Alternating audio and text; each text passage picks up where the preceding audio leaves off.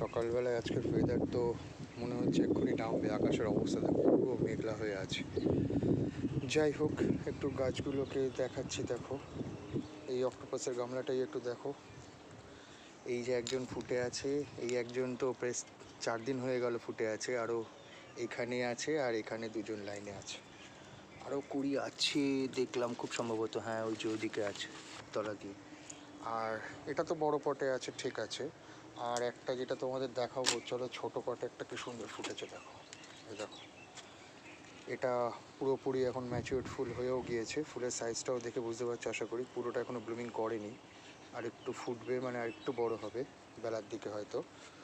তো কালার একদম ঠিকঠাক এসেছে, সিড পটও ভালো হয়ে গিয়েছে। এটা কিন্তু ছোট্ট একটা 35 টাকার গামলা, এই দেখো, দেখতে পাচ্ছ? এটা যেমন রয়েছে বড় গামলাতে এটা, আর এটা ছোট গামলাতে।